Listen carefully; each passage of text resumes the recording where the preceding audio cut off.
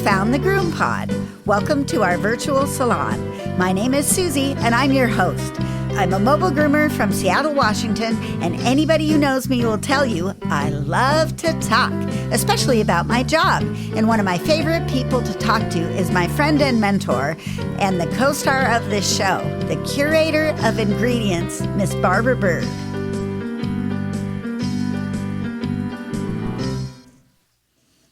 Hey, Susie. Happy day after Halloween. Boy, so glad to put that one behind me. It's fall now for sure. Hey, did you have any trick-or-treaters? No. Oh, darn. No, well, there's not kids in this apartment complex, hardly at all. So, I didn't expect it because I asked Jody, he's lived in this apartment complex for 20 years. No, you'll never have any. So anyway, but I'm just enjoying the fallness of it all, and there's leaves that blow into the house and maple leaves and it's really cool. It's fun. I'm having a good life here in Greenville. That is so awesome. Yeah, actually, the week after Halloween is my favorite because everyone knows I love candy and everyone gives me their leftover candy. So I have a pile that you cannot see of candy over sitting on my desk there, and more to come. It lasts about a week and a half as people unload their candy on me. I love it. And then I save it and I hoard it like a little squirrel hiding my nuts, and I just piece it out a couple pieces at a time every night, and it lasts me for a really long time. I love Halloween. Welcome to the GroomPod, recorded on November 2nd, 2025 in Snohomish, Washington and Greenville, South Carolina. This podcast is brought to you by our kind sponsors that make this possible, and they are Best Shot, Show Season, Precision Sharp, Groomer, and Stasco. And of course, you guys, the Patreon people come through every single month. We really appreciate you. And if you'd like to donate to Barbara's cause, which you can do at our website, thegroompod.com, and click on the donation button, Barbara can go out and buy stuff. And Barbara, we got a donation. Good. A wonderful person named Dana Somsel donated for you to go get some stuff. Oh boy, I just saw an ad for the Artero argan oil shampoo. I saw that too. I might like to try that. Well, now you got a little change in your pocket to do some product reviews, good. which we love. So if you'd like to donate, you guys personally, to Barbara and myself, or, well, actually, the podcast, really, you can do so at our website, thegroompod.com, where you can find a donation button. If you click on that, it goes right to Barbara. Or you can join us on Patreon like those glorious people who do so every single month. This week, we're going to talk about the Groomer to Groomer November 2025 issue and what we liked about it. And then we're going to have a little discussion about results rinse. And what's new this week, which is a rant from me, not all that common, is brought to you by Groomer Software. If you haven't found Groomer, you're missing out. Groomer is an all-in-one software solution for your grooming business. Whether you are a solo mobile groomer or manage several shops, Groomer has everything you need. 24-hour online booking and forms, routing, credit card processing, reminders, Google Calendar, and QuickBooks integration. This is what I would look like if I had an upper lip. And the best customer service anywhere. Shop mobile or house call, Groomer has you covered. And they're giving us a free month. Just enter GroomPod22 in the coupon code. Okay, hold on to your seat, Barbara, because I am annoyed. But I can't really be annoyed. It's a double-edged sword.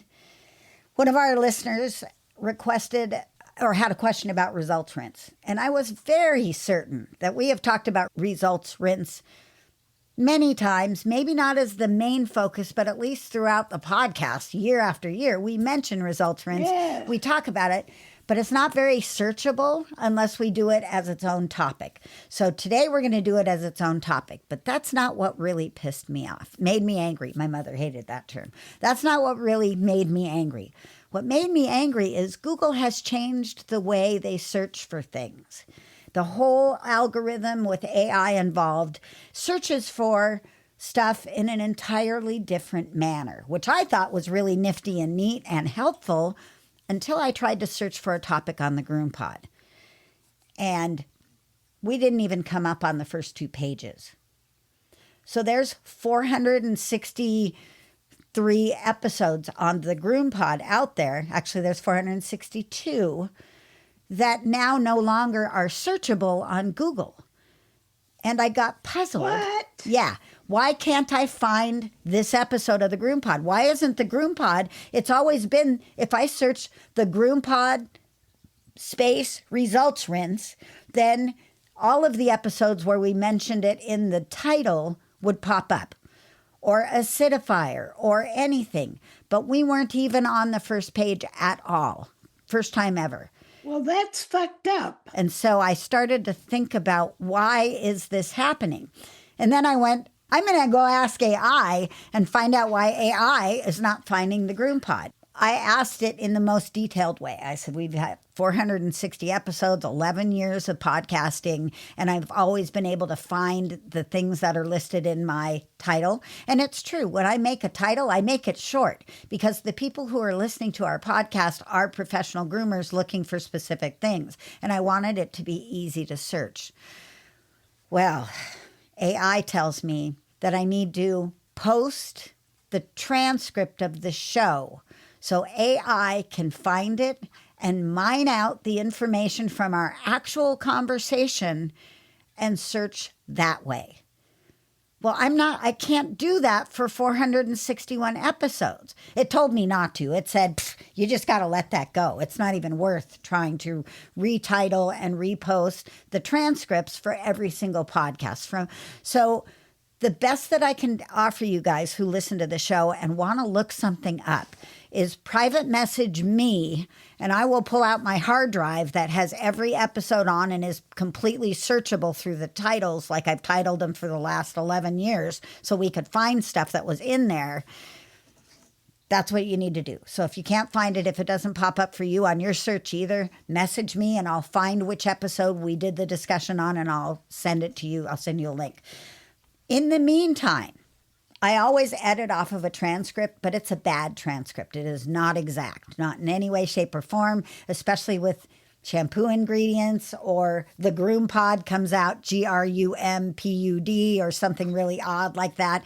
So, but AI tells me that doesn't matter. As long as you've got the basic context of what you're talking about and it's posted under your blog that's connected to your podcast, then we can do it. So I don't want all of those blog posts of the transcripts to necessarily show up in the index on the podcast. So then that became all complicated, and I had to tear into the stupid website again, which is not my forte, so that you can find the articles that are in the blog that Barbara has written, because I don't really put content on the blog. That's kind of Barbara's thing. I'm not the writer. She is. But now I'm going to litter the blog post with full transcripts, pages and pages and pages long. Shit. I know, but No. they won't be on the regular list. I figured out how to just make the index the actual blog posts, but then Google will still find the episode title, the number, locate the information that we talked about, and then be able to search it. So I know it's frustrating. It's more frustrating for me, but it's frustrating when we have 11 years of content out and now it becomes almost completely unsearchable. That's frustrating. And Google's like, you didn't do anything wrong. This is just the way it works now. Well, okay, well, thanks for that. Yeah, so that's my rant. Yeah, that sucked up a lot of my week, was messing with It's trying to figure just that out. like collateral damage, huh? Yes.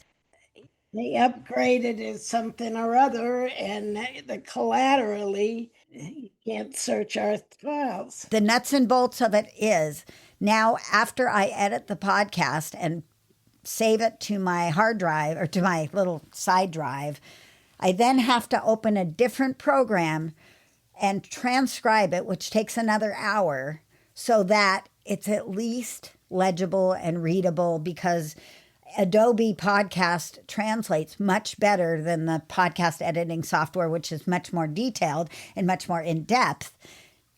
Adobe Podcast gets it better. So long story short, If you want to read the transcript, it is up under the blog posts.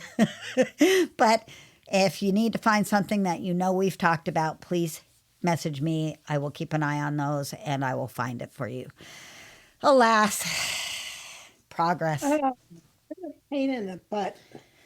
Well, imagine my surprise when I go do a simple search and I put in the title something that I know we talked about 2 weeks ago and nothing pops up. Nothing with the podcast. And I put the GroomPod podcast. I mean, I started really detailing my search words and it still wasn't coming up. And it's because I don't put long descriptions. So now, after this is so complicated. After I do the transcript, I now have to copy and paste that to AI and say, write the Facebook post, write the description for the podcast so that it comes out searchable. So now they're very long-winded. I apologize for everyone who's just looking for the Funky Poodle review. You're going to have to really search for it. Speaking of Funky Poodle review, did you contact Christopher and tell him what episodes we had up? Absolutely. Well, we also had a question about the Penelo comb brush and how to use it. And actually, the person, Lacey Bessinger, wanted a video of us using the Penelo comb. My trailer, yeah, Barbara's not grooming, and my trailer walls are peeling, and it just looks horrible on video, and I can't figure out. I suppose I could have AI adjust it and take out my horrible trailer. I'll consider doing that. But that Penelo comb brush thing, I don't even know what to call it, is the most amazing tool that nobody knows about. Just call it a hybrid brush. Okay. Yeah, it's a plastic, but it's really nice, smooth, gentle plastic, and it comes in a gazillion colors. It's got a like silicone type coating. Yes, and it is great for picking away at tangles. I use it almost all the time when I'm de-shedding a double-coated dog while I'm drying. I use it just gently to encourage the hair out, and it's fantastic at that.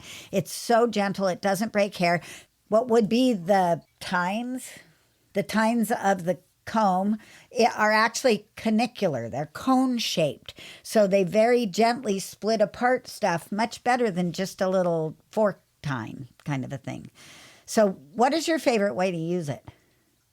Well, I use it brushing out and while I'm drying, but I've also got the mainly long hair detangler that I love for detangling. That's just a little bit more effective for me for undoing tangled hair. And I would do a video, except that both of my dogs are so grooming adverse that you would just see me hurting them. I bathed Little day before yesterday, and I used the Funky Poodle. So she's got the skin condition is still kind of going. I had covered the wounds or the part where the scaly, scabby stuff with the Xeracil cream stuff, and which is good with one exception. It's a thick cream, and it doesn't just go through the hair to the scabs. It forms a creamy coating over, like I can't quite get down to the skin with it. And then it dries like that. And so I bathed her and I looked underneath some of the scab. It looks like healing has occurred, although the areas are not totally, when they're totally healed, the scabs are sort of shed. Right. And then you can tell because it's in the scabs are in the hair rather than attached to the skin. So I just kind of lightly combed. She had some matting in the like around her wrist, and I wanted so much to just brush it out, but she just freaked out. And I thought, this is not a moment to press for grooming results and add that extended stress to her, because stress is one of the things that stimulates the autoimmune response to get the skin problem. I just said, you know what? I shouldn't push her. I shouldn't put her in a vice grip and comb her out. So I'm probably gonna have to shave her legs down like right about Christmas time. That's not what we like to hear. So we'll see.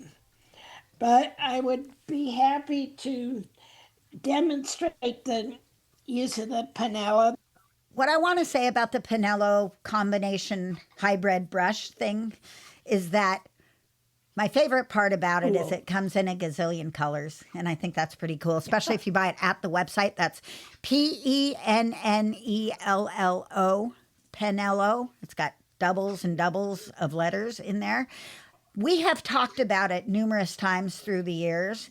So, what I'm going to do for you is I'm going to go in and pull out my hard drive and locate some of those, and I will link them to your post, Lacey, and we'll get you some more information about how it works.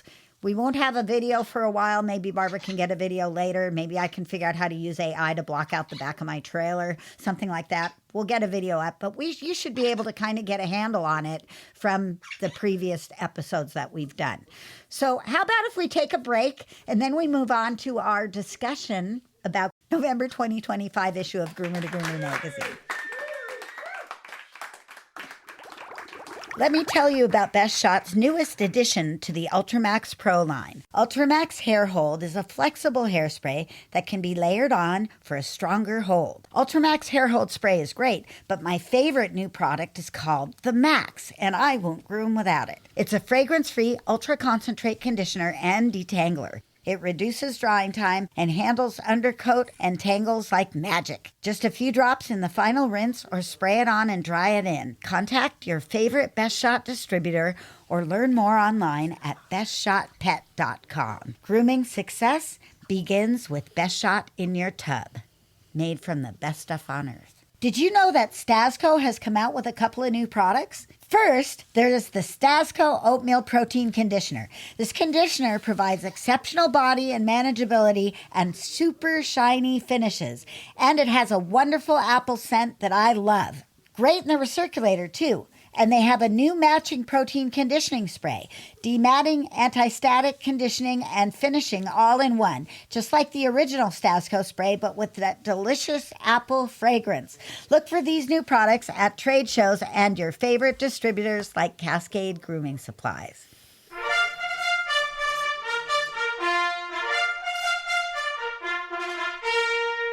Ready, groomers? Here comes our first appointment. So I just want to add a little bit about October. We have missed it, but October is the cat grooming edition or issue. And it's got a lot of interesting articles in it, and I highly recommend it if you're grooming cats.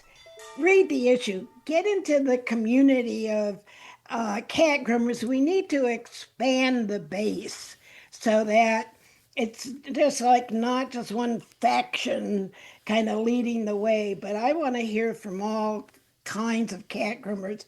That I was disappointed in one article that I thought I was going to love, and it was an article about working with the customer, the cat owner, and I thought it would be grooming with the owner assisting, and it didn't even mention that. It was just on what the owner can do at home, which is really good, like acclimate the cat to getting in and out of the carrier with treats, and so they just don't think it's a trip to the vet or the groomer when the carrier comes out. But yes. Bring the carrier out and put goodies in it.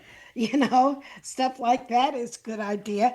But I groomed cats for about 15 years, and I um, evolved or created a method that worked for me, which was to always have one of the cat's trusted humans stay with the cat while I groomed it. And they could also help hold the cat if a couple more hands were necessary. And I, had some really good relationships, good client relationships. My clients just loved that I did that. And they were so happy to be able to stay that they would take coaching and instructions on their role. And so they were easy to control at the tables to act in a way that was helpful to the process. And I think it's an option. It doesn't have to be like at the vets where you take the animal away from the owner and go do the things and then bring it back. I It's harder to do with dog training because dogs react differently to having two leaders. But cats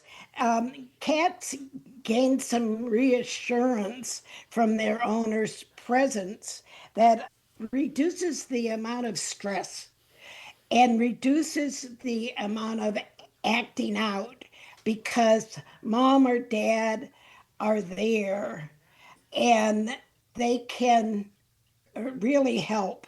So it's just, I was disappointed that the cat issue didn't take that possibility up, but that's all. I fully agree with that. I think that owners are a great asset to you in working with the animals that are on your table, even the dogs, but in a very different way, but especially the cats. And as a mobile groomer, where I'm already parked in front of their house, I will often just pick up my stuff and go into the house. So the cat is even more comfortable with the owner helping. They're in their own environment. They're not out in the trailer, although sometimes I will admit that being in a unique environment that they're not used to distracts them enough so that it's helpful. But you can also bring the people out to the trailer. I do that quite a bit and have them help me with their cat. Have you ever groomed a cat on an ironing board? Oh, yes. And kitchen tables and kitchen Yeah. counters and bathroom counters. Yeah. And the washing machine? Yep. I liked the ironing board because it was narrow and so there wasn't a lot of squirmy room. Yes. And the padding was good. So it was comfortable for them. And they were less likely to take a leap off of the ironing board. I liked ironing board cat grooming. So there, like some of those old methods have something to offer. Absolutely. I totally agree about having the owners. The owners are one of your best assets. And there is an article in this month's issue about the owners as well. I was interested in reading it. Apparently, I didn't write it down here because it wasn't one of the ones that really caught my attention. But they were talking about teaching the owners to brush the dogs. Oh yeah, I remember that article. Yeah. It's called Pet Owners, an Underutilized Resource for Reducing Your Workload by Kathy Hostler. And when I saw it, I thought exactly what you were talking about. I thought it was about getting the owner involved in the grooming process, but it actually was about getting them to brush at home, which you and I both know is a double-edged sword. For me, I would prefer to get a haircut that is workable for the owner than to have them brush and damage the hair or teach the animal bad habits when they're brushing. Like I had a client pass away and the dog has gone to the daughter-in-law and son, and they're not used to having a dog that needs haircuts and things like that. They're used to big dogs that have smooth coats. So I said, oh yeah, it takes two of us to hold him down and get him in the bath. And I'm thinking, oh no, don't do that. Don't do that. He doesn't need that. You just need to have a suction cup A loop spray. and a Just spray. spray Don't and hold a the brush. dog down and force him to go in the bath. I'll never be able to do my job. So that's why I mean it's a double-edged sword to have them helping at home. I like when you can trust someone well enough to take your instruction, to use the tools you say, and to do the brushing. But for me, I say concentrate on ears and tail, and I will do the rest. But if I've got a difficult dog, especially for nails, and it's small, I will absolutely have the owner hold the dog when I do the nail trim. So that's what I thought it was going to be more like, but instead it was more about brushing at home. So what's your feelings about having the owners brush at home? I have mixed feelings about that because they often don't know how to do it right, and they brush over the top of the coat, sometimes with a rough slicker, which I have issues about. But I did used to actually sell tools of which I could approve their use, like the Penelo. Yes, I sold a bunch of those because those hybrid brushes are easy for owners to use. and very coat friendly. It's hard to get them to use a grooming spray. So if there's any kind of coat, I really want them to mist lightly while they groom so that there's a little bit of elasticity to the coat there and less likelihood of coat breakage. Kathy mentioned the selling things part, so that she did. She mentioned if you do any retail, have the stuff. I know a lot of people are not going to appreciate this statement, but science says that brushing is a lot more damaging to hair than is combing.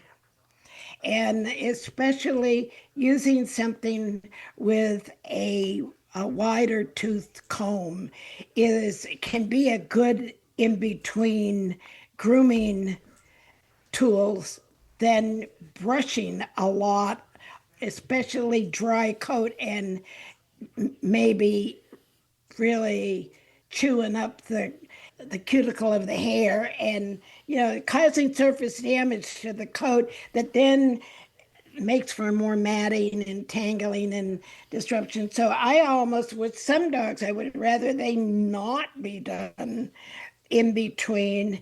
Let's just Get a better haircut. get a better haircut or let me do it. I'm a big proponent of saying, I don't want you to have to work in between grooms. That's crazy talk. Let me make the haircut so that you don't have to do anything but keep those ears and tails untangled. And people are very appreciative of that because they think they should be doing some work. You're so practical. I like the fluffy flowing coat. So then I'm trying to teach them how to maintain like a drop coat or a Bichon coat. And it's fun. I've had lessons. And one of the things I've done is have people bring me their tools from home. And then I'll say, don't ever use this. This goes in the trash. No, don't use this except in a dire emergency. Or this is good. Let's look at how we would use it and give them a 60-second lesson in comb out and teach them how to start from the bottom and work their way up. And just like principles of brushing. And there again, a handout. Yes. If they want to keep a coat on their dog that's going to require in between groomings, it's good to have a handout on how to best do that. And as we suggested last week, use AI to help you create that handout, and it'll be really neat and pop and exciting and have graphics in it and all that stuff. Yeah. So my worst backfire with having the owner help is my English cream retriever, i.e. golden retriever. We all know that. Is my light colored golden retriever that's owned by the lady who's probably 78 years old. And she has gotten it's probably a rake of some kind, but it cuts the hair. And so the dog looks like a lab instead of like a golden retriever, and she just has ruined the coat. And long ago, I told her, you don't have to brush. It's okay. There's no tangles in your dog. And she just wants that every bit of shedding hair out of that dog. And instead, she's just cutting the hair off at the ends, and it looks odd. But you know what? It's her dog. I let her do what she wants to do. Your dog, right? Yep. I'm just here to facilitate the best care of your dog as I possibly can. But if you really feel like you need to do this, have at it. And I won't say anything except for to, a couple thousand people on the podcast. So here's a funny story. I digress, taking a tangent here. The guy who was doing the German Shepherd rescues and ended up with all the dogs there at his house for a while, they listened to the podcast because he's my DJ friend. Oh. They heard me talk about their puppies. They were so excited. So that's fun. That was fun. So you and I both, I think, well, me for sure, thought that the absolutely hands down best article in this Groomer to Groomer was The Theory Behind the Fluff Asian Fusion Design by Dylan Gonzalez. He writes it well. You can tell he's writing it from his own person, like his own opinion, but it was so well organized and it had so much information. It really helped me understand Asian fusion better. And that's what your articles are supposed to do. And in fact, this one did that in a really solid way. Yeah, I think it helped you understand styling. Yes. Better, Yes. even breed profile styles better, because it kind of broke it down. I thought that was an excellent article. I recognized my own evolution within that article, because I didn't have a breakthrough moment, but I gradually leaned towards wanting to get out of, I groomed breed profile, marketed myself as a breed profile groomer for years, and I was so proud of it. And of course, got certified and all of that, and then got less excited about doing breed profiles and wanted to make dogs just look cute. And that's where Asian Fusion came in and showed me some options. And I gradually changed my whole perspective of grooming more towards what Dylan is talking about in his article. Even though I didn't have the training in it, I just evolved to understanding balance and that kind of stuff. I thought that was really good. I'm really glad to see Groomer to Groomer doing almost every issue, something related to body work, saving your body, exercises. And this particular article by Chris Anthony was real good because it was all exercises you could do at a grooming table. I loved those graphics. I thought that was really fun. And speaking of graphics, the pictures of the winners of the All-American, oh man, they finally gave that photography the place it deserves. Nice large pictures of the winners. Beautiful photography. They made sure that the people were ready to have the picture taken. The dogs were stacked. That, it just really did us proud and gave the grooming competition the coverage it deserves, with better photography and a larger amount of space in the magazine. Actually, I loved looking at all the winners and comparing the beginning winners from the advanced winners and seeing, so interesting to me. Entry-level people, they're so good. They're so way up here. They're entering way upward. It's amazing. It's really amazing. When I was looking through that, I did spend quite a bit of time examining those pictures because they're really great. I saw 2 entry categories that I did not know what were.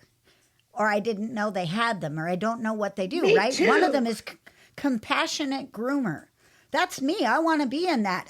I know I don't make it a secret, but I am the most competitive human being ever put on this earth. I am so competitive. I'm competitive with myself. I'm competitive with other things that my poor husband has to deal with it all the time because I'm competitive with him and I don't mean to be. It's just who I am. What's a compassionate groomer? What does that entail? How do you compete that way? I think I know. It's not a class in and of itself. It's an award that happens within the rescue rodeo Okay. competition. So there's a winner for grooming technique, and there's a winner of most compassionate because that person might not have the finished result that the winner of the styling itself. It's a very important award. I love it. I was so excited because that's my thing. Been around for a couple of years now. It's sort of like People's Choice Award. By the way, what did you think of the People's Choice? Didn't you love that? I loved it so much. See, now there you go. I'm just tired of these busy, busy, busy, busy, busy designs where everybody has to bunch in as much design work as they can. I love this concept, this ghostly appearance. This was creative. Day of the Dead. So neat. It wasn't a poodle. Right, it was one of those hairless breeds. It was a hairless breed. Dolce Mito or something. Thank you. Yeah. I can't say it, so I wasn't even going to try. I just spit it out. Yeah, very cool. Really striking cover picture. Absolutely. Okay, the other one that, of course, caught my attention because I'm competitive. Clipper challenge. What is the clipper challenge? Does it mean no scissoring at all? Because I could do that. I think they're allowed, like 10 or 20 minutes, Okay.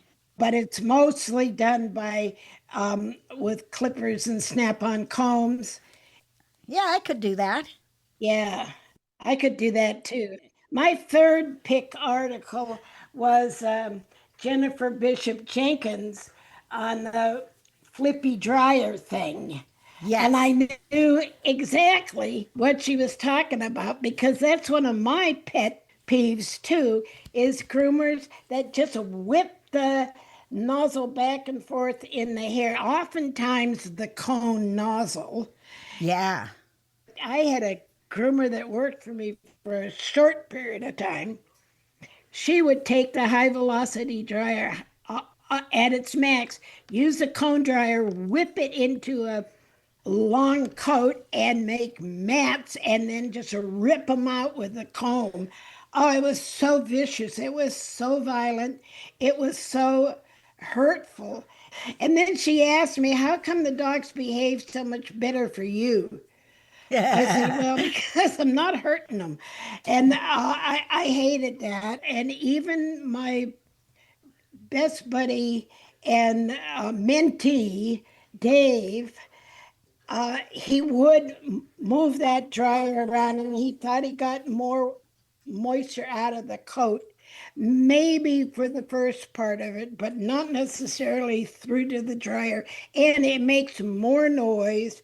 It sprays coat where you don't want it to spray, like on the opposite leg, like on another part of the dog.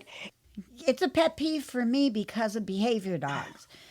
So many behavior dogs Yeah, have sensitive bodies. They've got definite issues with the noise. It's more noisy. It's uncomfortable for them. It's not predictable for them. it's not predictable. And Yvonne used to laugh. She used to make this joke while she was driving, like, "Come on now, it's just there. I've seen you driving with your dad with your head out the window." And well, of course, because there it's all blowing in one direction, and the dog can move his head and control what's happening. And when you just are like attacking the dog every which way with the dryer. Now, sometimes when you want to get the very last little dry to the skin, you can move the dryer back and forth. Back and forth by itself is not a bad thing. It's back and forth and back and forth and back and forth and back and forth. It's the speed at which you do it. If you can Yeah. move back and forth a little bit slower without a nozzle on and take the cuff of the dryer down to the skin, you're going to have a more effective job of drying the hair down there. If you hold the cuff right against the skin and the dog is not disturbed by it. Any deflected air is going to be louder, but you can use the doggy headphones or the happy hoodies. When your dog is not liking the dryer, or in my opinion, really anything you're doing, do it differently. Make a change. Try to make it so that you can find a happy spot for the dog. And know when your dog is not liking what you're doing. Because even stoic dogs will give you the side eye or something, like. I did my welder's cattle dogs yesterday. He's got 2 cattle dogs, a red and a blue, and then he has the cutest corgi puppy in the entire world. She's just freaking adorable. And so I was over there, and the corgi and the red heeler are constantly in the trailer, jumping in and out, checking out what I'm doing.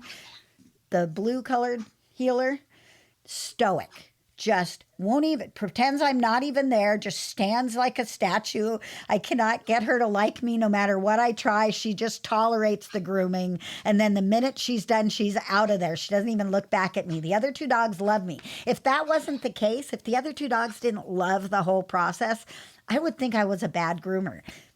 But in reality, Nova is not angry at my grooming. I'm not her person.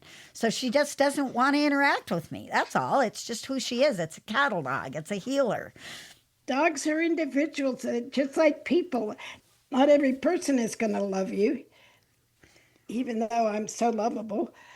What is this thing you talk about, not everyone loving you? How can that possibly be?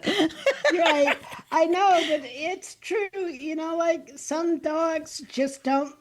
Maybe it's how you smell. You don't even know if it's how you smell. Right. It could be your voice. I sometimes do different voice things because I know that a lot of dogs respond to a little voice that's just cute like that. Is upbeat and it's a boo-doo-doo. Some like the FM radio voice. The smooth as silk FM radio voice. Yeah, this is XMMM. Smooth jazz. After midnight. Yes. Yeah. So the other article I liked that I wanted to mention was Daryl Connor's article because I am the queen of maintenance. And she talks about maintaining your dryers. And I love the way she had a little quiz. And she had like 3 or 4 options of what you would do if your dryer turned off and didn't come back on. What are the things you would do? And I loved her approach. It was whimsical. It was informative. And I can never scream enough about people maintaining their equipment. Please, people, maintain your equipment. Do the maintenance. It'll save you thousands of dollars in the long run. All right, I think that wraps up our Groomer to Groomer. Let's move on to results rinse. But first, we're going to take a quick break. Sometimes my clients don't like a walking air freshener. When these crazy people request a scent-free option, I go right to Show Season. Show Season True Tearless Shampoo and Hypo Conditioner fit the bill. They are totally fragrance-free and yet hold up on their own as good products. True Tearless has been expertly formulated to be gentle to the eyes, skin, and hair while maintaining good cleaning power. Hypo Conditioner is a great option as well. And it's one of our favorite conditioners with or without fragrance. So let's get fragrance free. Use True Tearless and Hypo Conditioner from Show Season today. Go to showseasongrooming.com. The GroomPod and Precision Sharp would like to invite you to check out the newest Precise Cut shear called Lynx. Its patented design features a thumb ring that slides the length of the handle for perfect ergonomic placement of your thumb. Slide it, lock it into place, and get your best grooms on. Check it out at precisionsharp.com.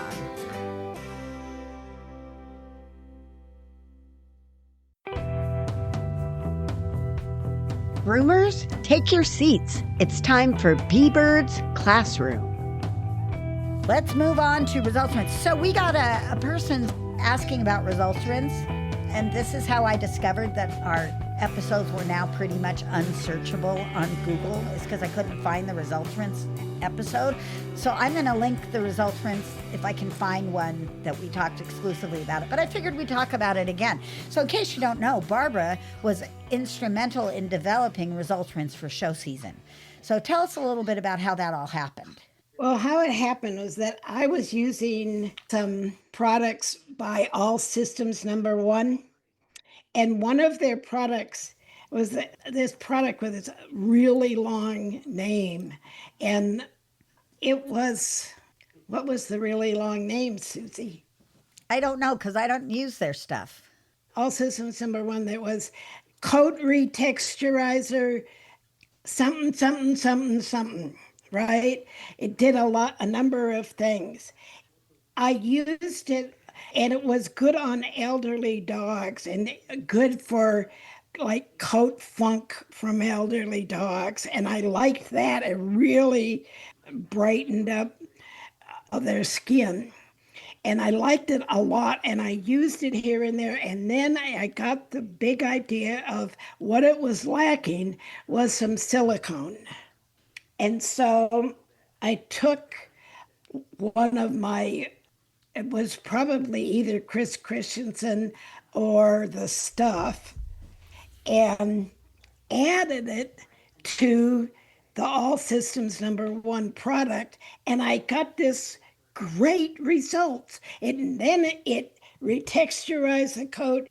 It left it springy and scissorable. It didn't make the curly coats fall and drape.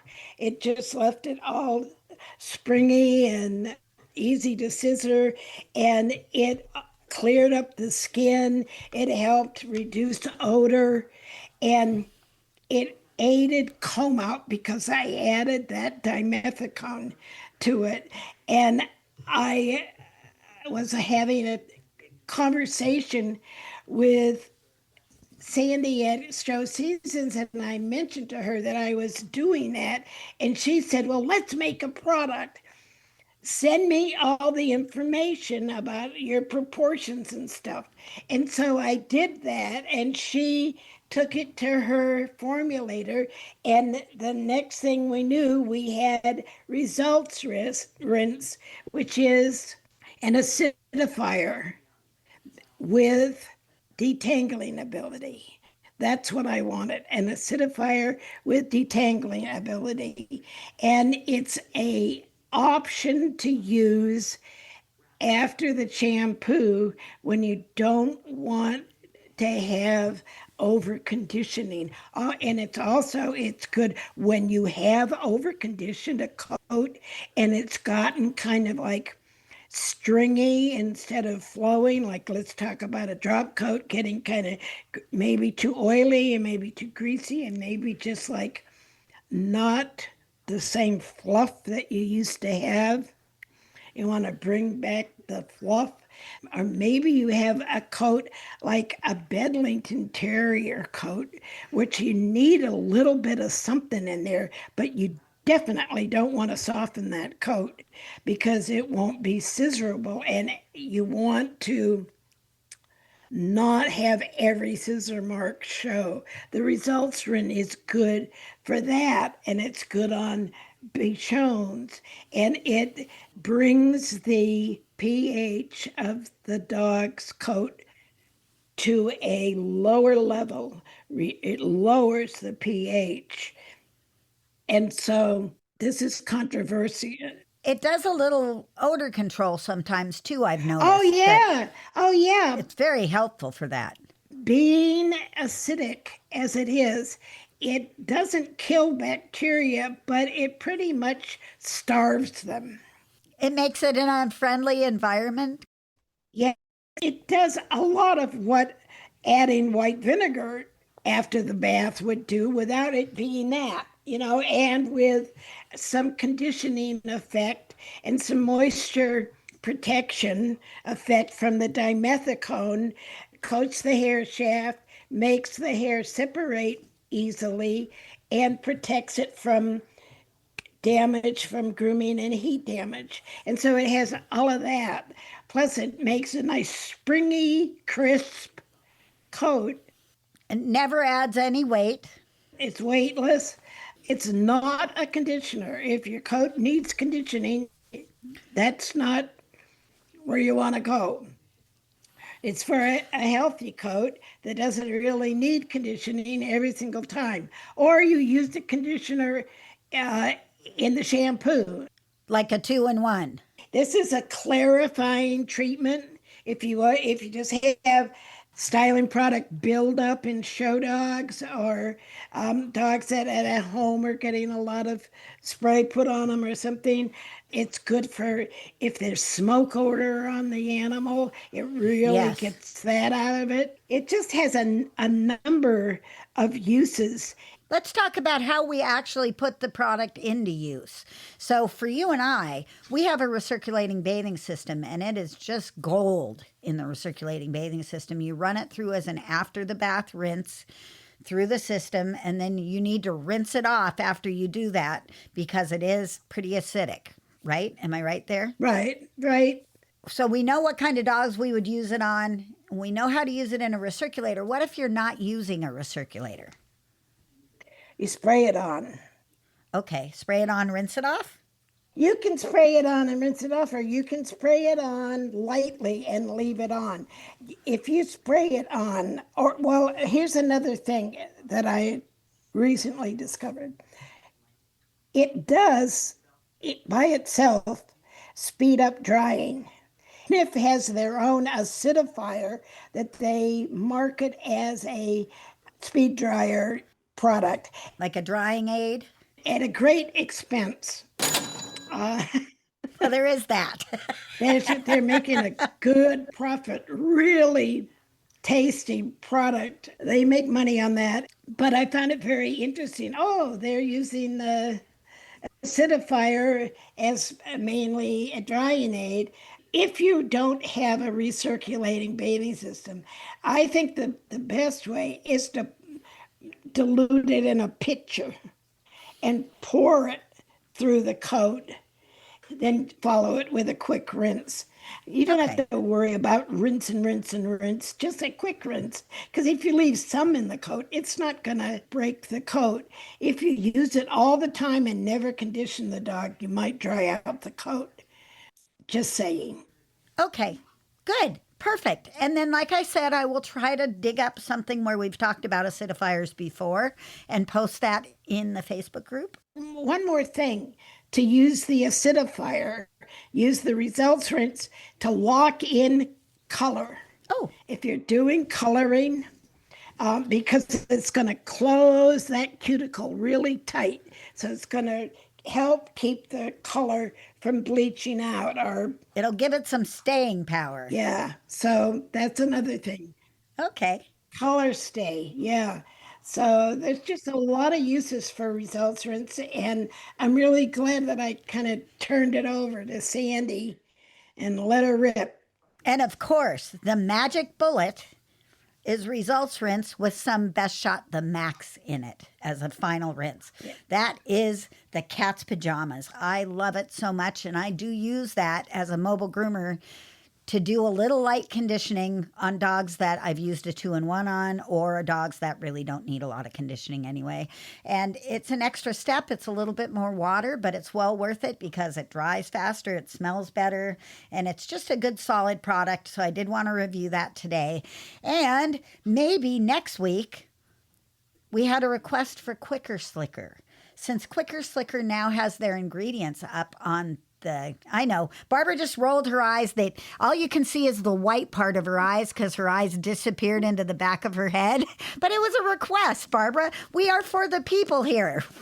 We need to do it. That means I need to buy some. No, it doesn't. It just means you need to look at the ingredients. Just give us a bird's eye view. You know how it works. It works fine. It's fine. And it smells delightful. So just take a look at what's in there and see if there's anything nifty or new or, that kind of a thing. We might do that next week. We might not. It'll depend on if I can get Barbara's eyes to come back out of the back of her head. So the other thing that we've talked about that we might do soon is we might talk about some human products that we're using ourselves. Yes. And what we like about them. That'll be fun. That's just one of these days when we don't have any topics. We're going to do that. We're going to talk about our own shampoos for our own hair. And it sounds good. I'll tell you all about how I make my 85-year-old face look 60. All right.